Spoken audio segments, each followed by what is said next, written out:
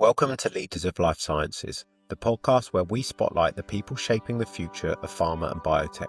Each episode, we speak with founders, senior execs, scientists, and strategists about how they lead, what drives them, and the real impact they're making on teams, organizations, and the lives of patients. If you want fresh insight into what great leadership looks like in life sciences, you're in the right place. Let's dive in.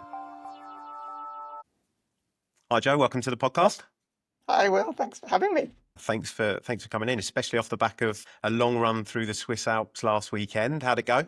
Yeah, it was good. Yeah, I do a bit of trail running and road running, but yeah, last weekend was a bit of a long one. But I managed to get the time I wanted, and it was perfect weather conditions, so I was happy.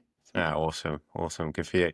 So, Joe, do you mind just giving us a bit of an introduction to who you are, what you do, and how you've come to this point in your career? Yeah, I can do. So I've spent the best part of 20 years or so working in life sciences, mainly initially as a consultant, working on the intersect of business and IT, and now I work for a technology company. So I do everything I sort of do professionally, whether it's within sort of big organizations, small organizations, or startups, are sort of linked to the life sciences industry, and particularly around R&D IT. That's my sort of sweet spot. So, yeah.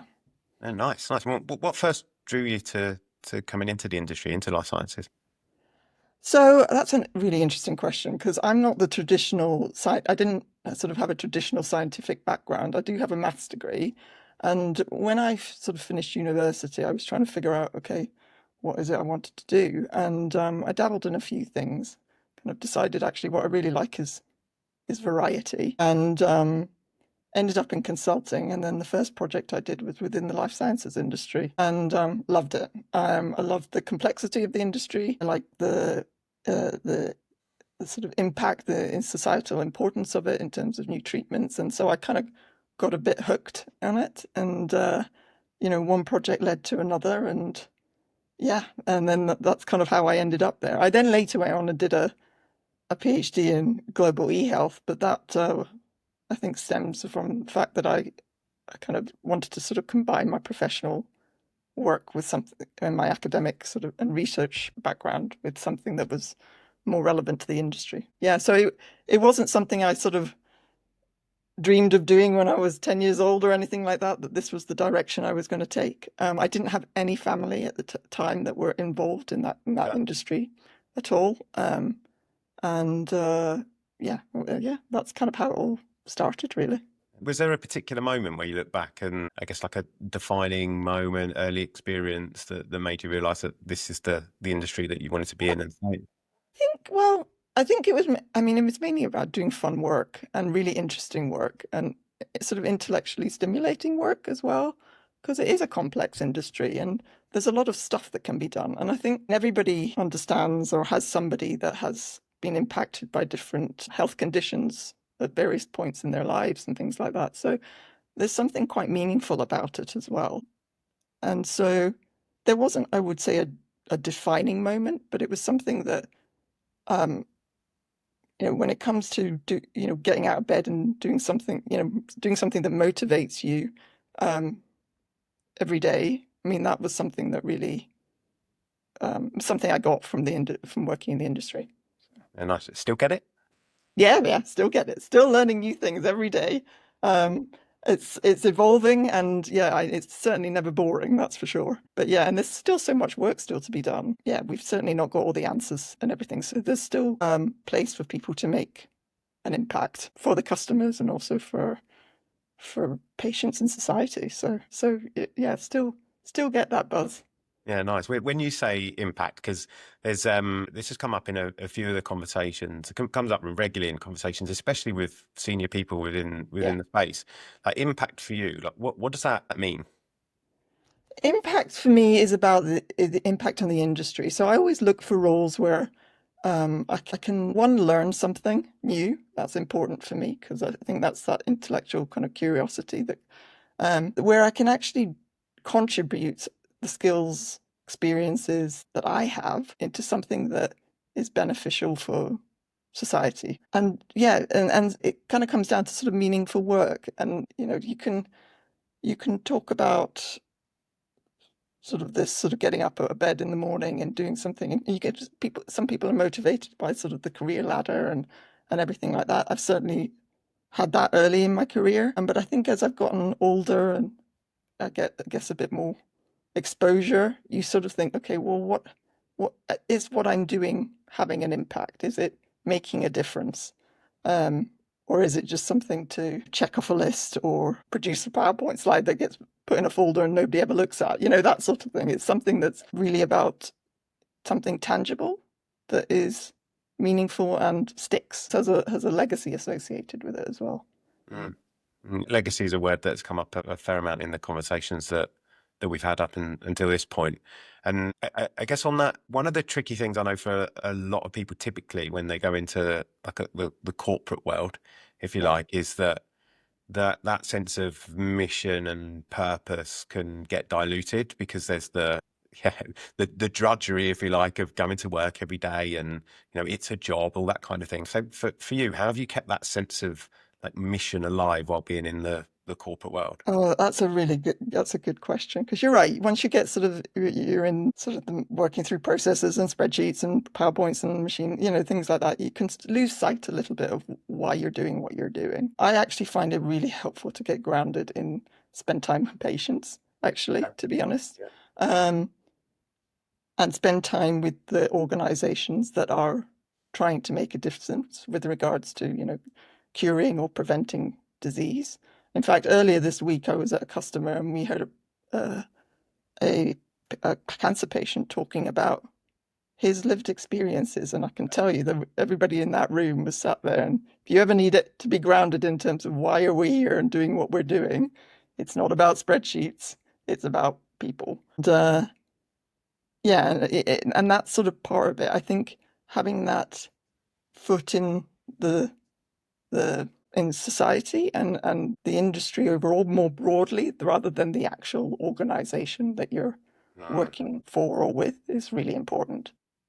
Yeah. So, So so yeah, like that's pulling yourself out, if you like, of what you're doing on the day to day, and then looking at yeah, the yeah, impact that yeah. that's having. And And sometimes that can feel a little bit distant depending on what you're doing and what your role is. But we're all everybody brings different skills and talents to the party and different experiences to the party. So if you're contributing in a way um, that plays to your strengths, but then also kind of does have a benefit and does bring value, then making sure that you're staying grounded in the intent of the industries keeps you going, I think. yeah, nice. So we had David Kuo on a couple of weeks ago, and he was talking about when things get stressful and when you're feeling the pressure, especially because he's on the commercial side, is only it always puts it into perspective when he thinks about the reason Yeah, he's getting up and doing it. And so that's the advice he always gives to people is that if you're ever worried about this or feeling the feeling the pressure, as soon as you zoom out, yeah, yeah, remember why you for do it. sure. It just helps you put it in perspective, really, I think. And I think that's a very sort of wise words that he shared, because yeah, it's important to maintain that perspective and remind yourself of it. It's interesting because I've had a couple of conversations recently with people about the reputation that the industry has, particularly at the individual level, the consumer level, patient level, typically Yeah. across the across the world, really. Yet when I speak to people like yourself, and when I speak to the senior people, that everything is about the impact for the patient and the change it's having. What are your thoughts on like the reputation, if you like, of the industry versus how it is actually experienced in reality for someone like you? Yeah, I mean, the industry has evolved. Clearly, it has not had great press in historical press, particularly around the R&D space, where you had sort of clinical, frankly, unethical clinical trials conducted in historically and things like that. But that's changed. A lot of people that join the industry actually are doing it because they really want to make a difference. Yeah. But it is still it is a commercial organized, life sciences industry and companies, pharma companies are commercial organizations. They need to make money. They need to be able to pay for the research that they're doing. They need to be able, so they're not charitable organizations in that respect. So there is a bit of a, it is a bit of a blend. and you know, have does every organization, every part of the industry do everything right all the time? No, of course not. But then show me an industry that does. There are flaws across all organizations and industries. But I think the intent is to do better, and to do it in a way that can address the needs of the market, the needs of patients, the needs of healthcare professionals, etc. So I think I mean, it is certainly flawed, but there's so much potential in it, and it actually, I think, there's much to be done, and there are lots of good people out there in the industry A lot, working a to get lot. stuff done. Yeah, I think there was never the intention with the podcast at the beginning. Initially, it was to just showcase leaders and people at the forefront of the industry. But I think it's really interesting, and if we could get this in front of more people to hear like, what people right at the top end of the industry are actually Yeah, driving behind and trying to achieve, I think people would change their perception on that for yeah, sure. yeah, And I know one of the things that you've talked about, like framing your career around or framing your career decisions around, for example, have been who you want to be. And, this is probably anchored in this sense of purpose and impact, but like yeah. that decision on who you want to be, how does that kind of shift your decision making in real terms? Yeah, I mean, I think again, maybe this sort of sense of purpose. This was not something that I sort of was born with. I didn't sort of wake up. I didn't know this in my younger years. It's something that has certainly evolved over time as I've learned and grown and developed in the roles that I've had. In terms of decisions around how I sort of focus my energy, my time, and how I sort of prioritize what I'm doing, it's really around, okay, you know, is it does it sort of fit within the guide rails that I have for myself in terms of, okay, am I learning something new? Is it going to allow me to have the impact that I would like to have? Whether it's within the organization itself or whether it's within the industry itself. And those tend to be the sort of main things that I sort of look at. And, that's helped to sort of guide me in terms of how I look at things, how I look at roles, how I look at companies, and how I want to, be involved in those. Somebody said to me right recently, which I think is a really good. I love the analogy. Yeah, the example that they gave. They said to me, being on the hamster wheel looks the same as being on the ladder. And I thought that's a really nice way of putting it, because I think people also they often chase the ladder, this progression up the ladder. And that, and some, but is that achieving something? Is that creating something that's not just sort of meaningful for you as an individual, but actually for us as a collective? And so I tend to put less emphasis on things like titles. I mean, I think particularly as you kind of get into more leadership roles, I mean, you certainly see um, a title doesn't make a leader. That's what you see. There's a lot of fancy titles out there. Um, I think it's more interesting to sort of see, okay, well, what's actually involved in the role itself, Mm. and can you, um, are you living to what your values are and what your purpose is as an individual? So yeah, it's a long answer to your question, but hopefully kind of gives you a little bit of a flavour in terms of how Yeah, I yeah, sort of think definitely. There are a couple of think things I about want to things. come back on that as well, Joe. Like you talked about the guide rails Yeah. for which you make your decisions. Can you share with us a bit of an example of what those guide rails are, what those guidelines are for how you Yeah, I mean, make these decisions? I mean, so I kind of, I'll give you an example. I like to do a lot of work within the women's health space. I think I sort of personally struggle with the fact that, you know, 50% of the population is still considered a minority. From a mathematician, this is something that just does not add up to me. So, but I think it's a space that's often been neglected, either because people don't understand it or they don't see the need. There's often this question around: is there um, commercial value in that? And there's a lot of sort of biases in society that kind of look at, okay, how do we treat women and their health situation?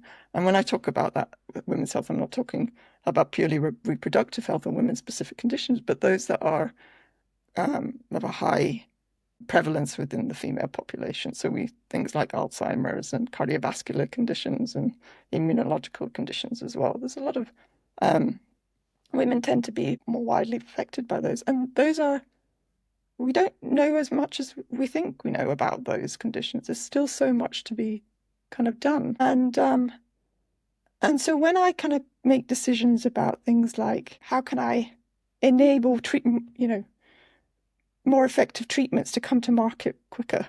That's sort of part of, how can I help life sciences organizations to do that?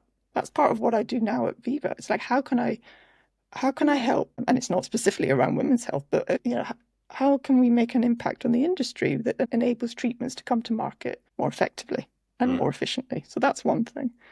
The other thing is around things like I'm an investor, so I invest in startups. I'm looking at, okay, is this a idea, a concept, a product, whether it's technology related or otherwise, that is it going to enable either women to be diagnosed quicker, because that's also something that women are often slower to be diagnosed than men for all sorts of reasons. Is it helping them? Is that a new treatment that's going to help them, either cure them or prevent them from having the condition? Is it going to help them manage that condition, whatever it is? Is it going to help educate medical professionals around how different types of conditions manifest themselves in women as opposed to men? So I sort of look at those sorts of different dimensions, and when it comes to how I invest funds and money into those sorts of startup communities. Yeah, so there's a lot of different elements that I look at depending on the context in which I'm operating in, and I think that's also sort of related to the fact that there is still so much to be done. Mm. The way I hear this as well, Joe, is this isn't so much, this isn't, I mean, it is in part about your work and about your career, but this goes back to your point about who you want to be and how you want to show up. So it's not just I'm making this career choice because it's the right career choice. It's also because it's the right life choice for you. It's the right Right. path. I mean, what am I going to? So I often sort of think about things like, okay, in a few years' time, if I'm on my deathbed and I look back, am I going to think, God, I used my time really well. I'm really glad I made that decision, or I wish, I'm going to regret not taking this decision for whatever reason. What is it that But for me, that's a very individualistic thing. But I also think about things like I have two daughters, right, and therefore I'm looking at it going, is this going to make it better for them, whether it's in a professional context, a health context, whatever? Because at some point, my kids and other people's kids, the next generation, are going to come into the workforce and they're going to experience life and everything. And I want to look back and go, did I do everything that was in my power to make it better? Whatever better looks like. And everybody has their own sort of definition of that. So it's almost like a responsibility for the next generation as well that we have. And I think that also is important to recognize. Or at least for me, it is, because I'm in a privileged situation and where I can actually make a difference. And I think we all are. I mean, I think people also underestimate the individual power that they have. You don't need to have a title to be a leader. Anybody can be a leader, or at least demonstrate the leadership capabilities. You don't need a title to demonstrate that. Everybody can make their own sort of difference in terms of how you develop others, how you enable them to be the best versions of themselves, and produce the next generation of leaders, professionals. If you turn up every day to spend time with in my case, my customer, and you're giving the very best version that you can of yourself and all your capabilities, are you doing that? And yeah, that's important. Those are sort of things that are important. Otherwise, yeah, we could, come to work, sit at a computer, do a few things, go home at the end of the day, get your salary at the end of the month. But, it's that, at least for me, that's not enough, if that makes sense. Yeah, definitely makes sense. For you, what And I know you've talked about it in terms of how you show up. Like, what does it leadership mean for you? Like, if you're going to Mm. describe it for somebody, a lot of people get the image in their head of a manager telling people what to do, for example. Yeah, What, that's what, a very uh, traditional hierarchical leadership style so expectations. yeah, For me, it's around, well, there's different sort of leadership models around this, and I'm not going to go into the literature, but it's more, you get different styles. You've got servant leadership. That's a really important one, I think, which is sort of about, um, are you enabling others to be successful? You're successful as a team, not as an individual. And actually, we Viva have a really concept which I really like. It's around sort of the team you're on rather than the team rather than the team you lead.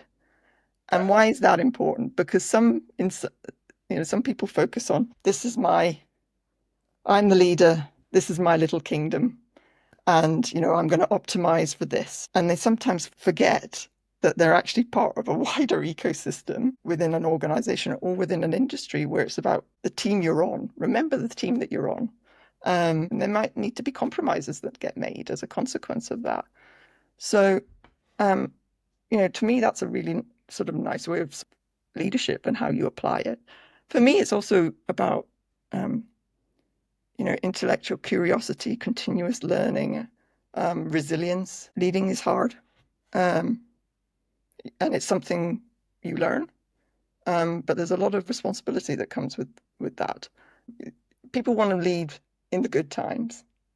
They don't always want to lead in the hard times. And actually, it's the hard times that also that's when you start to really see where true leadership comes from. And I think, this resilience is really important. I also see a little bit around there's this sort of instant gratification that people sort of, I see a lot in the younger generation. My kids are the same. They want something instantly. And so there's this sort of, um, stuff takes time.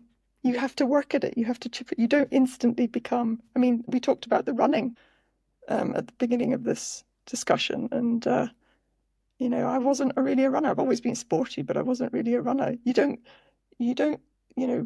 run a sub 2 hour marathon without resilience and training. That's something, none of or any professional athlete will tell you that you don't, you have to train. You don't go to the gym once and expect to be kind of, you have to work at it and you have to keep working at it constantly. So there's this degree of turning up, and consistency, and even when you don't really want to, kind of thing, on the rough days, to make sure that you're doing your bit. And that sort of resilience is sometimes difficult to find, I think. yeah. There's a big part in that, which is an acceptance of slow progress as well, right? Like, Yeah. let's use the And it's analogy of not to running. say that all progress is slow, but clearly there are steps that, I mean, I'm a big believer in, if you can do it today, do it today. Don't wait till tomorrow. Because tomorrow never comes. Basically, you're just delaying it. So I think there is a degree of speed associated with it, but it's a balance as well, because Rome wasn't built in a day, was it? So depending on what you're trying to do, you need to also have a degree of patience associated with it, but just keep plugging away at it. I'm not a particularly patient person. I think many of my friends and family will tell you that, but I'm a pretty resilient person, and I can turn up every day and do stuff and chip away at Okay, a longer term goal. I think that's what it is. what's the difference for you between that patience versus resilience? 'Cause it's an important distinction to make, right? Yeah, Because you can still be impatient but yeah, committed to the long-term yeah. outcome, still be frustrated with the results that you're getting today, and still stay committed. So for you, like, talk us through that relationship between Oh, sort of patience and yeah. resilience. I think it's something I grapple with every day. Yeah, it's something I think that this not giving up kind of piece is really important.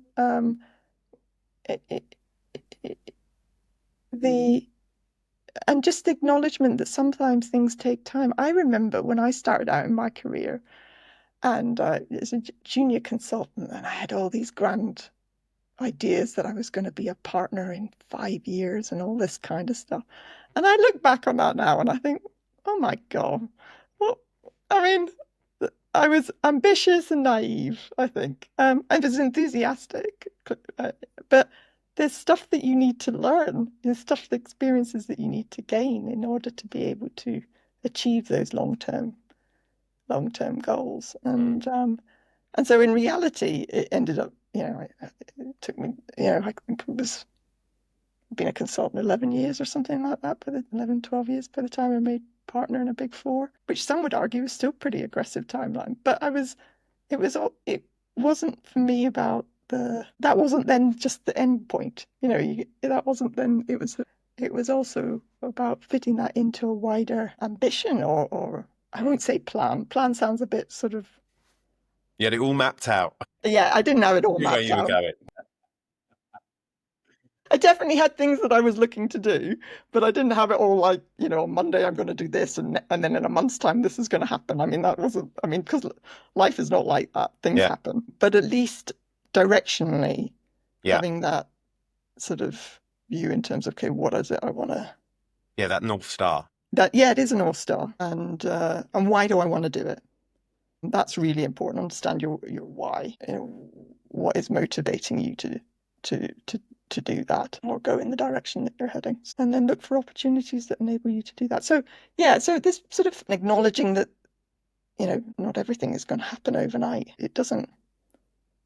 Coming back to the sport piece, you don't you do an event, you run an event, you need time to recover. You're not going to go and um, run the same event the next day and expect to have a faster time doing it. I mean, that's just not your body doesn't work that way. So I think this sort of awareness of your North Star, the long-term game. People talk about marathon, you're running a marathon, you're not running a sprint, but clearly there are periods of time in a marathon that you do sprint or you do go faster. I mean, um, but you have to pace yourself as well because in careers, most people are working 40 plus years.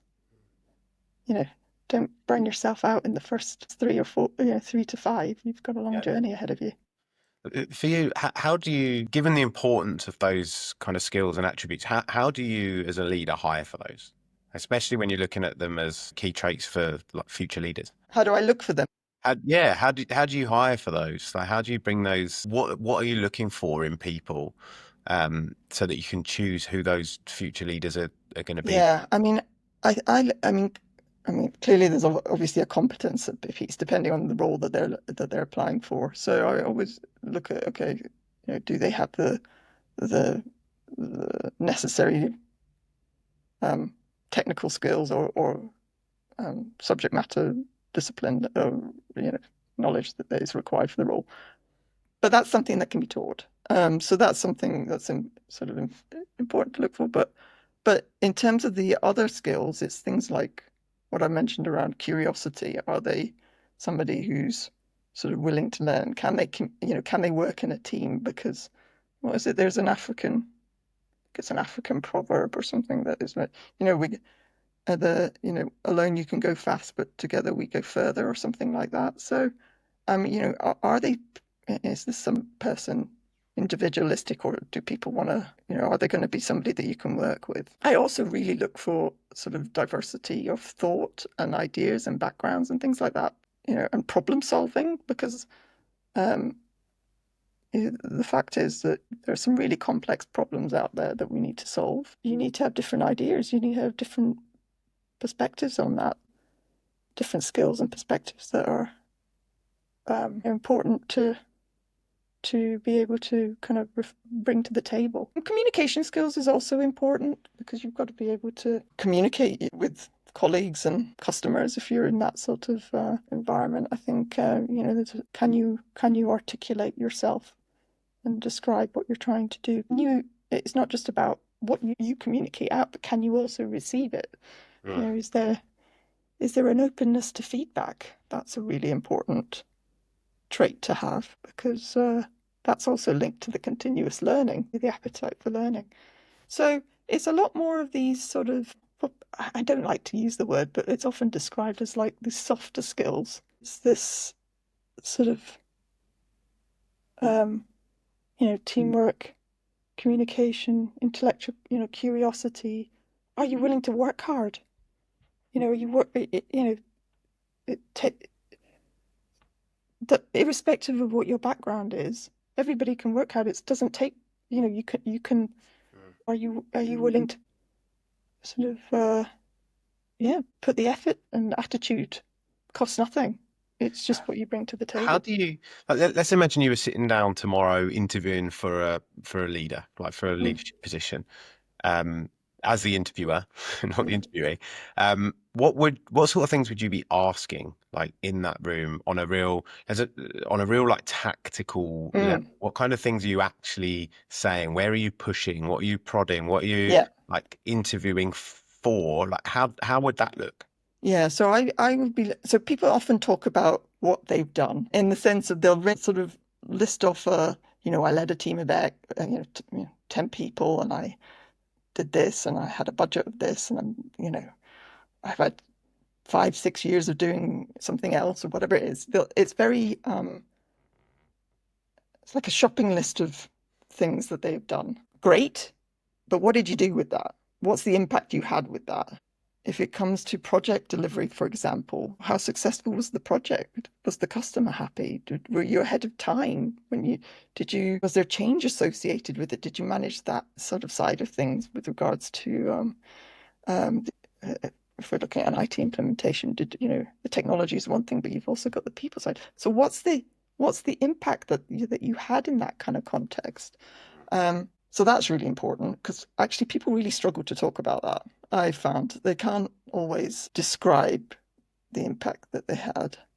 So that's one thing. It's a common thing in marketing as well, right? You talk about the outcomes of Yeah, what a client got rather than the features of your product. And in the same way, you want to talk about you're essentially marketing yourself when you're in yeah, that yeah, interview room you or when are. you're trying to get your CV noticed or anything like that. So Yeah, it's what outcomes did I create for the team, create for the correct. organization as a result of the work that I did, rather than just Yeah, I did the work. yeah, correct. Yeah. That's correct. So, yeah, you need to sort of understand that as well. I think the other thing is also around, I also often keen to understand why people made the decisions that they Okay. made. Interesting. Um, because that also gives you insight in terms of what motivates them, how they operate. Yeah, so that's sort of an important element, and that could be anything from decisions you make on a project to why you made a career change to why you went from one company to another company. What was your rationale for that? Mm. That's because it also kind of gives you insight in terms of how people think and like I said, their motivations. What else do I look for? I do also attitude is important. Those sort of have you had challenges that you've had to face and how did you deal with them? Because everybody has challenges that they have to face, whether it's personally or professionally. How did you deal with them? Again, kind of gives you insight in terms of how they handle difficult situations. Are there ever any curveballs you throw in there, Joe? I've heard some people that will throw that curveball into the mix just to see how people are thinking on their toes, or are you a friendly interviewer? Oh, that's a good question. I'd like to think I'm a friendly interviewer, but you'd have to ask the people that I'm interviewing whether they felt that way as well. I do want to know that you know your stuff. So I think that's one of the things that also is maybe it comes a little bit from the fact that I've spent so long in consulting. There can sometimes be a lot of talk. I want to see data and the meat on the bone. So my radar for bluff is quite.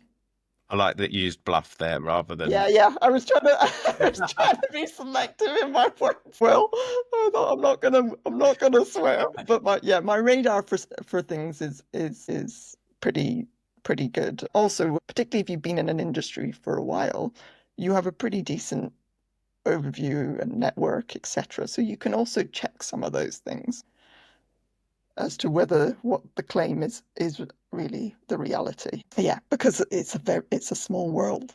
I think some people also forget that. So yeah, I think there's different sort of things that I look out for. But I would like to think I'm a nice interviewer. All right, all right. Well, we'll ask around. But I will challenge people if I don't Yeah, necessarily. yeah, got to be done, isn't it? Especially when if you're looking for things like how people deal with uncertainty, how Yeah, they do, what their resilience is like. But if that needs a level of challenge in yeah, that room in order to see whether or not people are able to handle that there and how they react. Do they get flustered or do they remain yeah, composed? And that gives a good yeah, indication.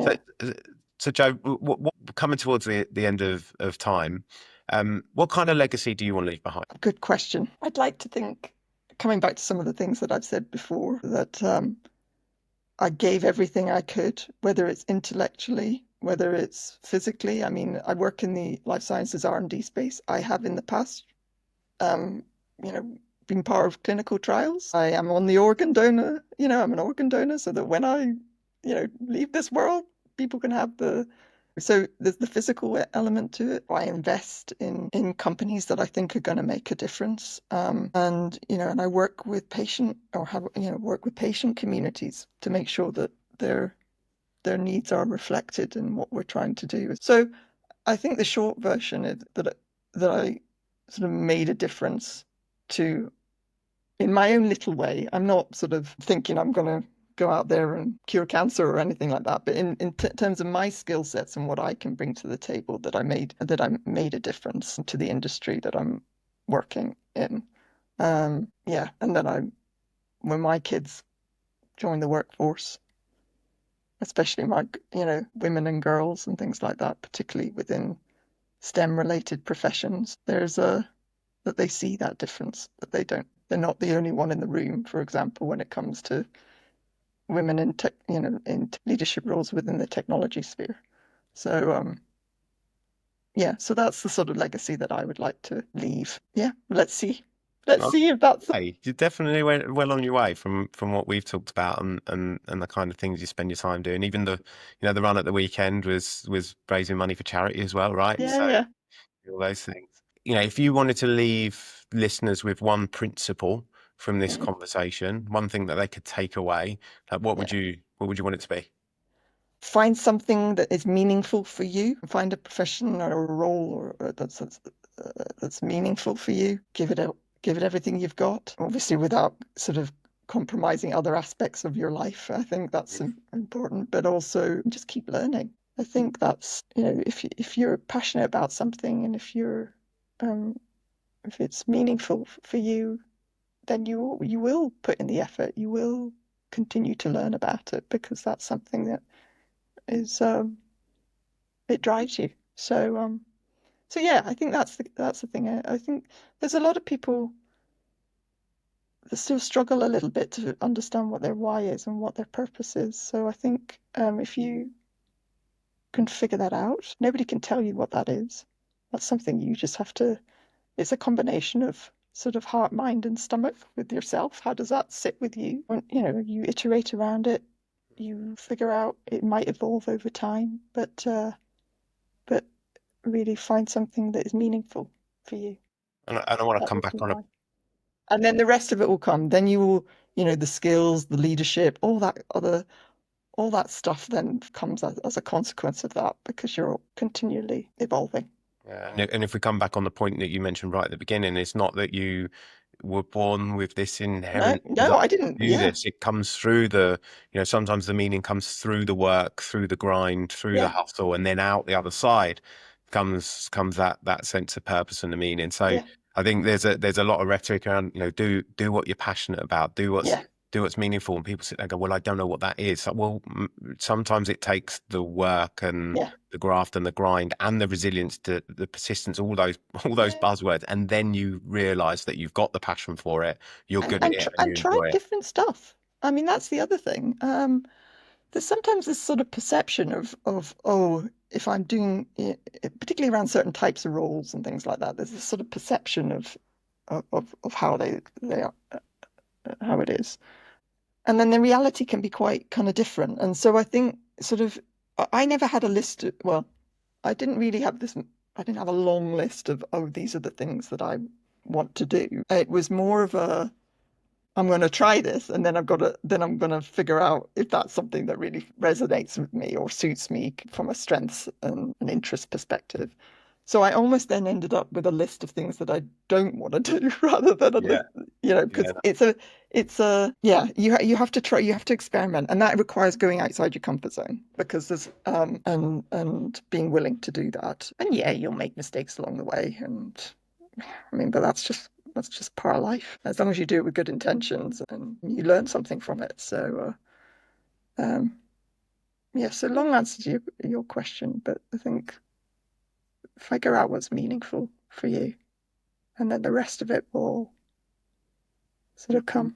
And work hard at it and learn, nice. continually learn. Well, Joe, thanks so much for your time. Really appreciate your insights and giving up an hour of your time to sit here and talk to us about this. All right. Definitely think there'll be I hope value. somebody finds it useful. Oh, I'm sure they will. I'm sure they will. Well, But thanks I again. appreciate the invitation and thank you for the interesting discussion. Absolute pleasure. Take care. Thanks for listening to Leaders of Life Sciences. We hope you're leaving with fresh ideas and inspiration to lead with clarity and purpose. If you're hiring, building your leadership team, or thinking about your next move, we'd love to support you. You'll find everything you need to get in touch in the show notes. And if you enjoyed the show, please follow and share it with someone who'd find it valuable. Until next time, keep leading forward.